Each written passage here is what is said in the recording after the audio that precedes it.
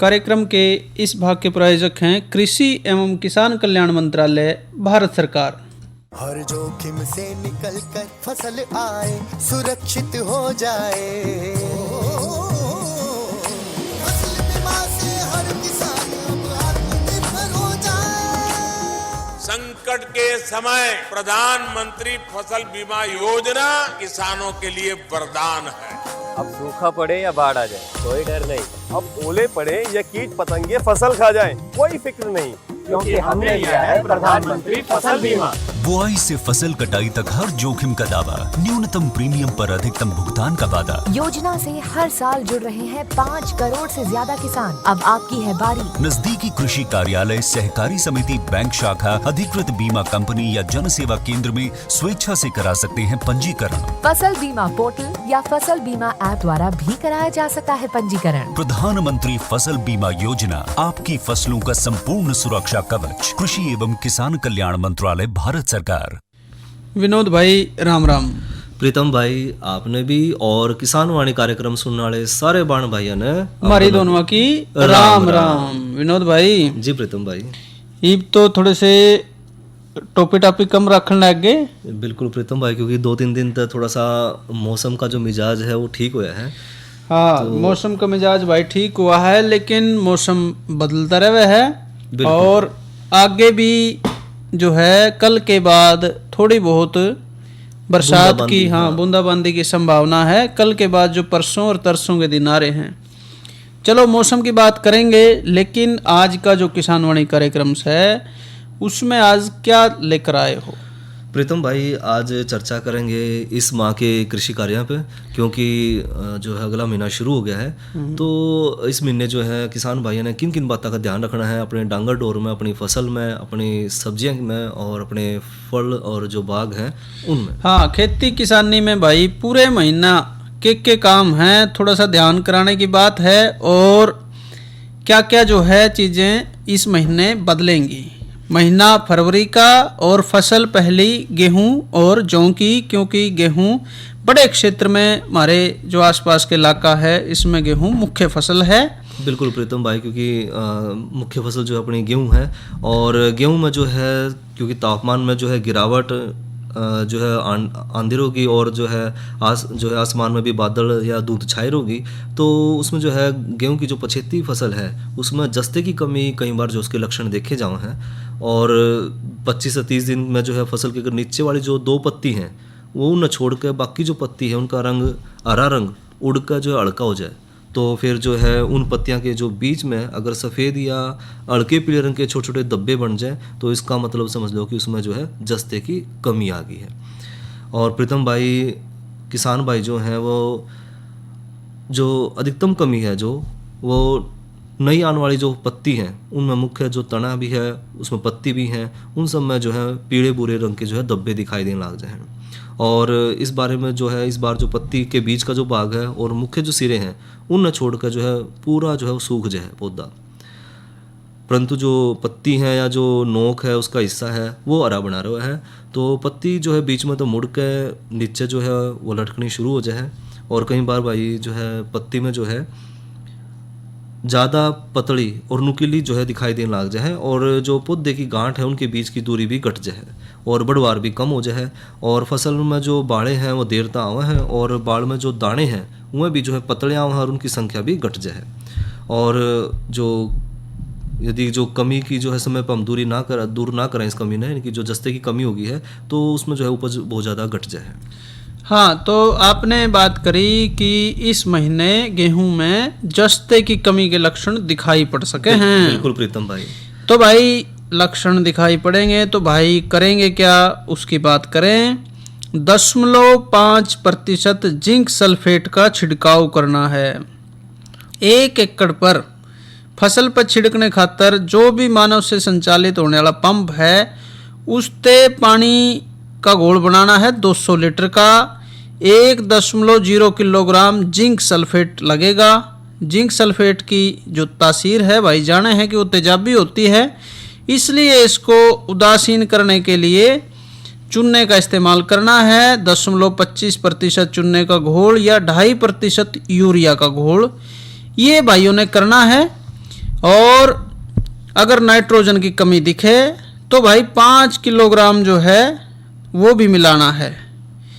इकट्ठा घोल बनाने से पहले जिंक सल्फेट और चूना या यूरिया का घोल 9 से 10 लीटर पानी में अलग अलग बना लें। फिर मलमल के बारीक कपड़े से छान के दोनों घोलों को मिला के घोल की पूरी मात्रा बना लें। यानी कि 200 लीटर का घोल बनाना है, पहले थोड़ा थोड़ा अलग अलग घोल लें ताकि अच्छे से घुल जाए।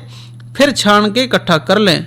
ओस में भीगी हुई फसल पे तेज हवा चलते समय या शाम के समय छिड़काव नहीं करना है। जी प्रीतम भाई। यदि किसी कारणवश छिड़काव से फसल गल जाए तो फसल को पानी लगा दें, या जमीन में जो है पर्याप्त नमी है तो फिर पानी लगाने की जरूरत नहीं है। 1 सप्ताह में फसल भाई खुद ठीक हो जाएगी। लेकिन गेहूं में इस समय जो है बोनी जो किस्में है उसमें तीसरा पानी भी भाइयों ने लगाना है। 75 किस्मों में दूसरा पानी। नाइट्रोजन वाली खाद की कोई मात्रा अगर रह रही है तो इसी पानी के साथ उसको भी डाल दें। खाद डालने के बाद गोडी अवश्य करें। हल्की जमीन में खाद सिंचाई के बाद डालें। इसी प्रकार जौ की फसल में भी भाई दूसरा पानी और नाइट्रोजन की बची हुई मात्रा वो भी डाल देनी है इस महीने। प्रीतम भाई, या तो आपने जो है जस्ती की जो कमी हो जाए तो उसका जो है किस तरह हमने समाधान करना उसके बारे में आपने बताया। इसके अलावा प्रीतम भाई जो है किसान भाई खातर एक समस्या और है, वो है जो ट्यूबवेल या जो बोर है उसमें पानी में कई बार जो है बाइकार्बोनेट या फिर ज़मीन में जो है कैल्शियम कार्बोनेट भी देखा जाओ है। और जहाँ पानी लगाने के बाद फसल में अगर पीलापन आ लग रहा है तो इसका मतलब ये है कि वहाँ पर जो है बाइकार्बोनेट या जो है कैल्शियम कार्बोनेट की मात्रा ज़्यादा है। और इसमें जो लक्षण दिखेंगे वो ये है कि भाई जो पत्ती है जो उसका नीचे जो हिस्सा है वो हरा हो जाएगा, और साथ में जो निकलने वाली जो नई पत्ती हैं वो भी है पीली धारीदार या फिर जो पूरी तरह से पीली दिखाई देनी शुरू हो जाए। और ये जो लक्षण है वो है लोहे की कमी के भी। और इस समस्या खातर भाइयों खेत का जो है कुछ एक हिस्सा जो है उसमें या कुछ एक किस्मा में खास तौर पर या जो कमी दिखाई दे है, और ज़मीन में जो पहुँचाया गया पानी है उसमें बाइकार्बोनेट की मात्रा ज़्यादा होने के कारण कई बार यह समस्या देखी जावे है। और इस समस्या के अगर तुरंत बाद फसल में अगर हम 0.5% फेरस सल्फेट का घोल 8 से 10 दिन के अंतर पर लगातार इसका 2-3 बार छिड़काव कर दें तो बाइकार्बोनेट ने जो है उदासीन करके हम इस समस्या तक छुटकारा पा सके हैं। या फिर जो है किसान भाई जो है पानी की जांच जरूर करवाएं और उसमें जिप्सम डालें। जिप्सम जो है वो पानी की जांच के बाद डालना कि कितना हमने डालना है जिप्सम। इसके अलावा फेरस सल्फेट बायो बाजार में अरा कसीस के नाम तो पंसारी की दुकान पर भी मिल जाए, तो ये भी खरीद कर जो है डाल सके हैं। लेकिन खरीदते टाइम ध्यान रखें किसान भाई की जो इसका रंग हरा हो, अगर इसका रंग लाल हो रहा है तो इसमें छिड़कने का कोई फायदा नहीं है। और भाई चेपे का भी आक्रमण हो सके है। दवाई चेपे के केस में 400 मिलीलीटर मेलाथियान 50 सीसी ताकत की पानी की मात्रा 250 लीटर और घोल के छिड़काव कर दें। पीले रतुए के लक्षण अगर दिखाई दे जाएं तो उसके बचाव खातर 800 ग्राम जाइनेब जिसमें डाइथेन या इंडोफिल Z78 जो है वो आती है, या फिर मैंकोजेब जाने हैं इंडोफिल M45 या प्रोपिकोनोजोल। ये दवाई है 25 सीसी ताकत की।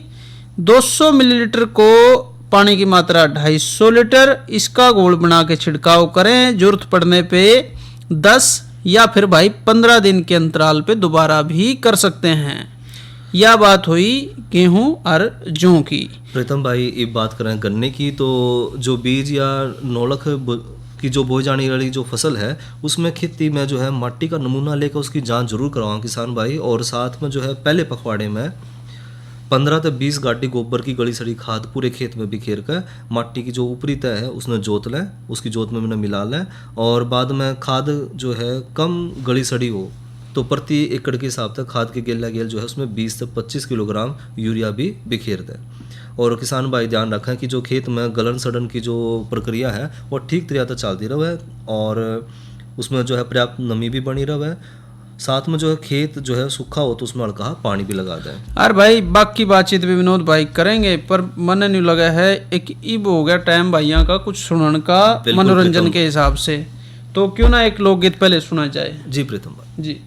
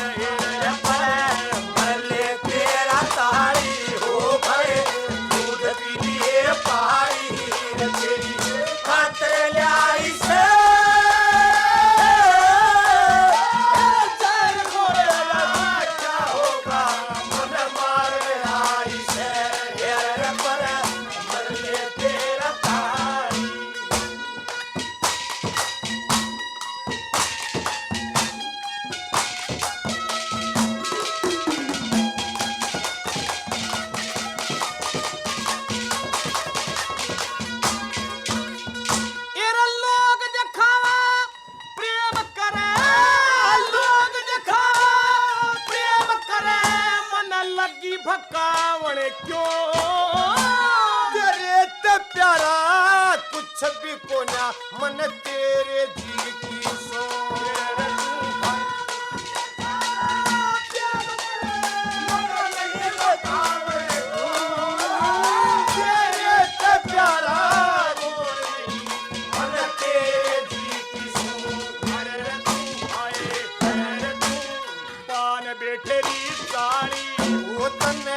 क्यों कर देखी भारी तू पान बैठेरी सारी मैं क्यों कर देखी भारी नसानी कुर्सी पाई से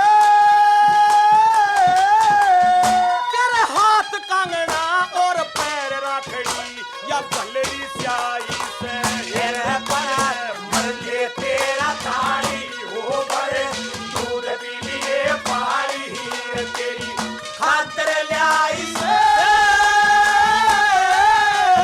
तेरा चाल घोड़ा क्या होगा मर मारे आई से तेरे पर मर ले तेरा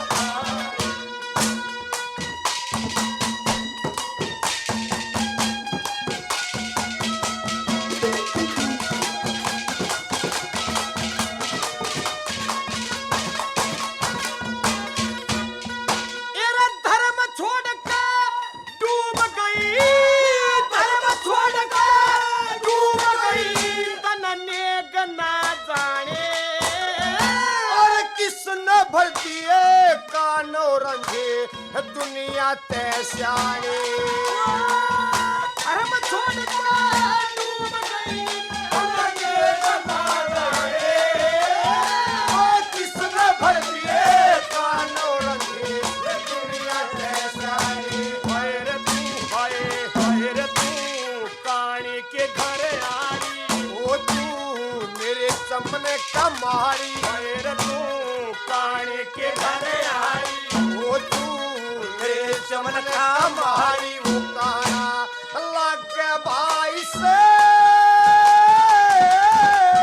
यार मोड़ बांध के आवड़ा डटी थोड़ा डरू जमाई से यार परा मल्ले तेरा साई हो बड़े दूर के लिए पारी खातर लाई से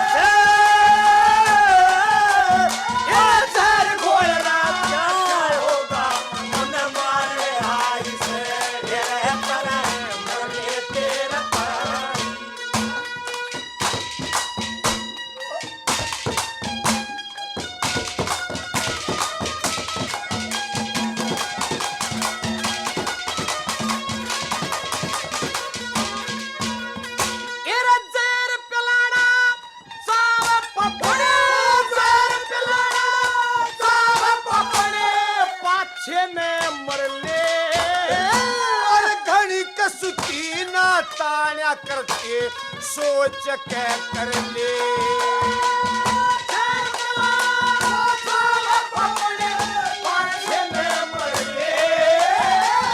किसी का सुती तान्या करके सोच के कर ले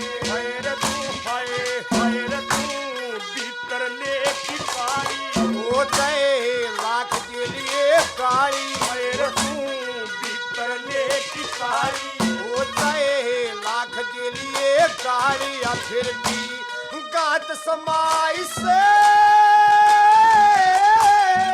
यार तोते की दूं आंख बदल की बगा पागलो गाई ये बड़ा बड़े तेरा तारी हो बड़े दूध पी लिए पानी तेरी खातर लाई से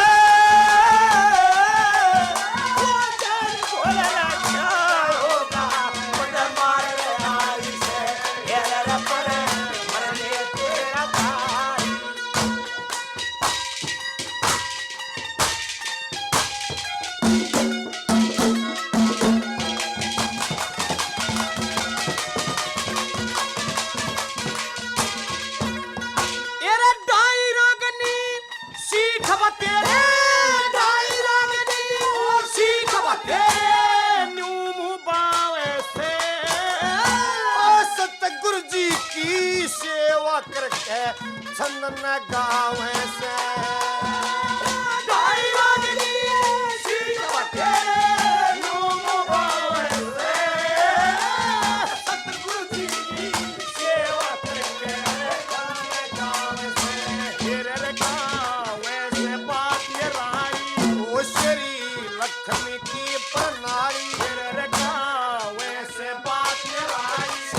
बटे मीतन की प्रणाली सब ठीक बताई से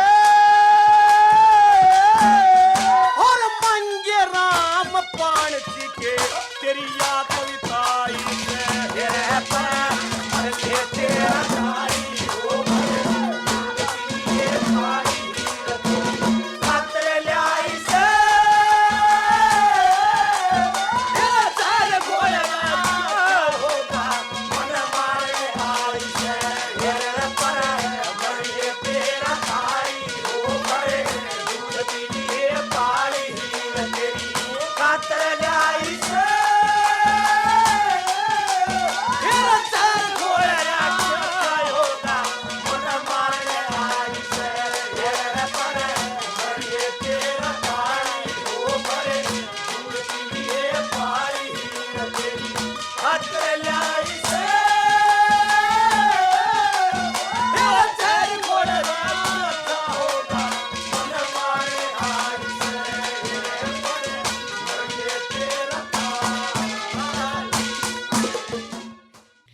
और भाई ये थे वेद प्रकाश कौशिक और साथी परे मरले तेरा ताली। और भाई विनोद भाई मौसम बताएंगे, उससे पहले कल का कार्यक्रम बता दें। कल दिन मंगलवार है, भाई फ़ोन कर सके हैं फ़ोन इन कार्यक्रम में, और विषय रहेगा कृत्रिम गर्भाधान का महत्व पशुओं में। उससे संबंधित भाई फ़ोन कर सकते हैं।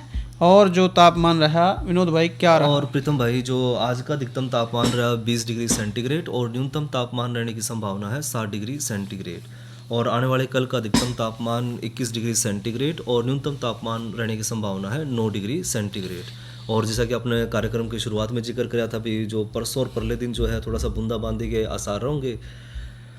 हाँ, तो भाई 2 दिन जो है बादल चाल रह सके है भाई, उसी हिसाब से गेहूं में पानी लगाना या दूसरे काम जो है करें तो फिर 2 दिन इंतजार करके ही कर सके हैं।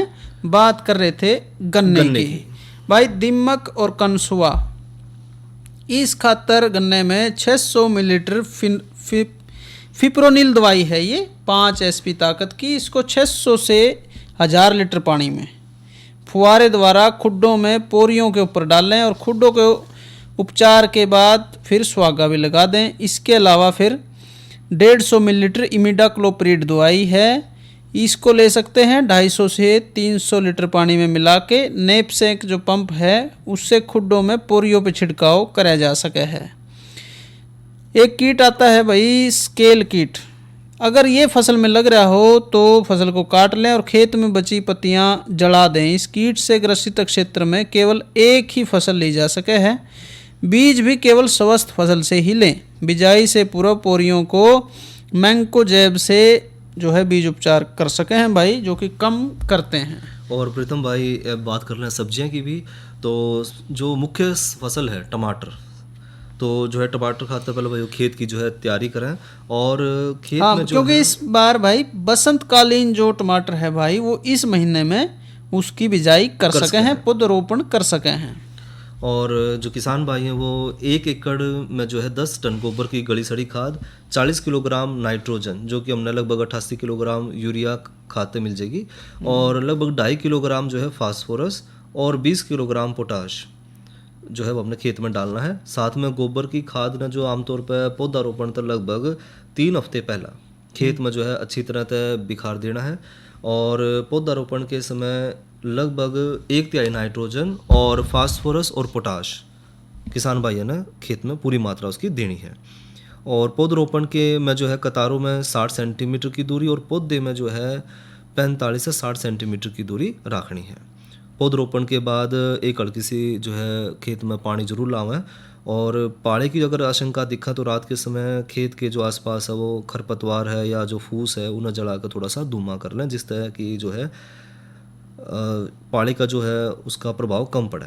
साथ में भाइयों सफ़ेद मक्खी ने मारन खातर जो है 400 मिलीलीटर मैलाथियान 50 इसी ताकत की दवाई ने 200 से 250 लीटर पानी में प्रति एकड़ के हिसाब से 15 दिन के अंतर पर छिड़काव करें, और जो मरोड़िया रोग है ताकि उससे बचाव हो सके। और पौधे ने पाड़ा है या फिर जो कोहरा है उससे बचाने खातर जो है साइकोसिल दवाई का पौधशाला में छिड़काव जरूर करें जी। और भाई बात फूल गोभी, पत्ता गोभी और गांठ गोभी की, तो वैसे तो बाज़ार में भाव इस बार घट से है, पर बाज़ार की बात ना करें तो तैयार जो फसल है उसके फूलों और गांठों को ठीक समय पे काट के बाज़ार भेजें। इस वक्त जो है अड़ या फिर डायमंड बैक मोथ का आक्रमण हुआ है। इस फसल को बचाने खातिर 400 मिलीलीटर मेलाथियान 50 ईसी ताकत की या भाई 400 ग्राम बेसिलस दवाई जो है घुलनशील पाउडर आता है, उसको 200 से 250 लीटर पानी में मिला के प्रति एकड़ पे 10 दिन के अंतराल पे छिड़काव करें। कटाई से एक सप्ताह पहले कीटनाशक का छिड़काव जो है बंद कर दें। और प्रीतम भाई, अगर मटर की बात करें तो फल छेदक सुंडी का प्रकोप होने पर 60 मिलीलीटर साइपरमेथ्रिन 25 ईसी ताकत की दवाई 250 लीटर पानी में मिलाकर प्रति एकड़ के हिसाब से छिड़काव करें। पत्तियों में जो सुरंग बनाने वाली कीट से जो फसल को बचाने खातिर 400 मिलीलीटर डाइमिथोएट 30 ईसी ताकत की दवाई 250 लीटर पानी में मिलाकर प्रति एकड़ के हिसाब से छिड़काव करें। और भाइयों, अगर जरूरत पड़े तो 15 दिन के बाद ये छिड़काव दोबारा दोहरावें। और कीटनाशक के छिड़काव के बाद लगभग 3 हफ्ते तक जो है फसल ने खाने के काम में ना लेवे, यानी कि जो मटर है उसकी तोड़ाई ना करें 3 हफ्ते तक। सफ़ेद चूर्णी रोग से बचाने खातिर 500 ग्राम सल्फेक्स या 80 मिलीलीटर कैराथेन 40 ईसी ताकत की दवाई ने 1 एकड़ के हिसाब से 200 लीटर पानी मिलाकर उसका छिड़काव करें। जी, साथ ही भाई बैंगन का नाम है, बैंगन है स्वाद की सब्जी है भाई। बसंतकालीन फसल के लिए खेत की तैयारी करें। तैयारी लगभग टमाटर के डाल इसकी होगी। खाद की मात्रा में फास्फोरस 20 किलोग्राम और पोटास 10 किलोग्राम प्रति एकड़ की दर से देवें। पौधारोपण कतारों में 60 सेंटीमीटर की दूरी पे करें। पौधे से पौधे की दूरी 45 सेंटीमीटर रखें। और भाई जो सिफारिशशुदा किस्में हैं, जुकर की हिसार प्रगति है, हिसार श्यामल है या BR 112 है, HLB 25 है, हिसार बहार है, इन किस्मों को प्रयोग में लाएं और पौधारोपण के बाद खेत में हल्की सिंचाई कर दें। और जो भाई अपने कद्दू जाति किस्म की सब्जियां ले रहे हैं तो प्लास्टिक प्रोसेस विधि द्वारा जो है कद्दू जाति की जितनी भी सब्जी हैं अगेती पौध उनकी तैयार कर फरवरी में उनकी जो है रोपाई की शुरुआत करी जा सके है। इसके बाद लगभग 1 तो 2 महीने पहले जो है फसल ली भी जा सका है। कद्दू जाति की अन्य जितनी भी सब्जी हैं उनकी बिजाई किसान भाई जो है फरवरी मार्च में कर सके हैं। इन सब्जियां की मात्रा जो है या उन्नत किस्म है उगाने के लिए जो दूरी है वो जो है सही रखें ज़रूर। और साथ में जो है पोटाश के सिवाय जो है खाद या उर्वरक की मात्रा भी जो है वो पर्याप्त मात्रा में उसने देवे। हाँ, साथ ही भाई ये बात होगी आपने, हाँ नहीं भिंडी इसमें रहेगी जी। भिंडी जो है भाई गर्मी की फसल खातर खेत की तैयारी करें। 1 एकड़ के लिए 10 टन गोबर की खाद, 40 किलोग्राम नाइट्रोजन और 24 किलोग्राम फास्फोरस इसकी जरूरत पड़ेगी। 1 एकड़ खेत का अंतर 1618 किलोग्राम जो है 16 से 18 वो बीज की जरूरत पड़ेगी। उन्नत किस्मों में पूसा सावणी, वर्षा उपहार या फिर हिसार उन्नत ये किस्में ले सके हैं। अच्छे अंकुरण खातिर भाई भिंडी के बिजाई से पहले बीज को रात भर पानी में भिगो लें।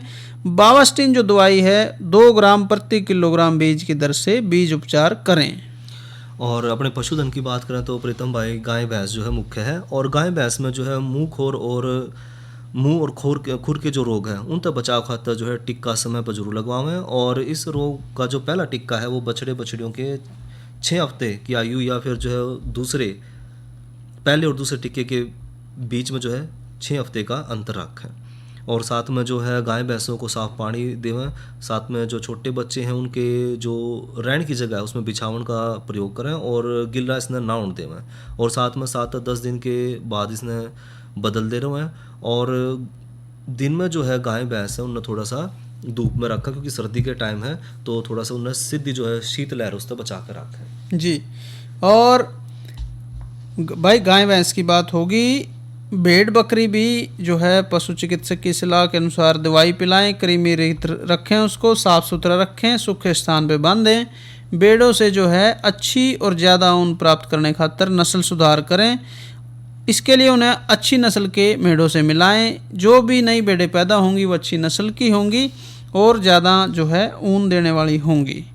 ऐसे ही भाई घर आंगन में भी ख्याल रखें। भोजन पकाने में खाने में सोडे का प्रयोग करें।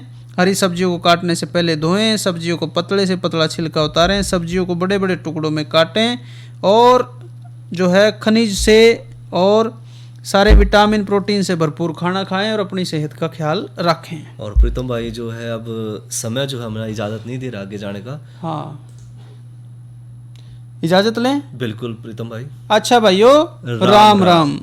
कार्यक्रम के इस भाग के प्रायोजक थे कृषि एवं किसान कल्याण मंत्रालय, भारत सरकार। अरे अरे अरे क्या कर रहा है? इधर इधर इधर हम बोल रहे हैं तेरे बीजू का। पुतला बोल रहा है? हाँ, पक्षियों से तो हम खेत को बचा लेते हैं, पर इन घातक रसायनों से कैसे बचाएं? मतलब? देख बेटा, तू जो ये अंधाधुंध रसायन मिलाता है ना, मिट्टी की सेहत बिगड़ने लगी है।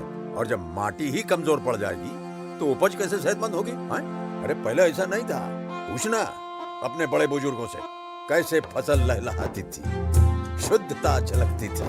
हाँ, माटी भी तंदुरुस्त और लोग भी। अरे अब पहली वाली बात कहाँ? पर अब तो सब यही डाले हैं। सब नहीं, आज भी लाखों जागरूक किसान परंपरागत विधि से फसल उगा रहे हैं। खर्चा कम और उपज की कीमत भी बेहतर पा रहे हैं। सच है? रे बेटे एक्सपीरियंस से बता रहे हैं, धूप में बाल सफेद नहीं किए हैं। हाँ। ठीक है भाई, मैं भी आज से जैविक खेती शुरू करूंगा। माटी से प्रेम की परंपरा है, परंपरागत खेती।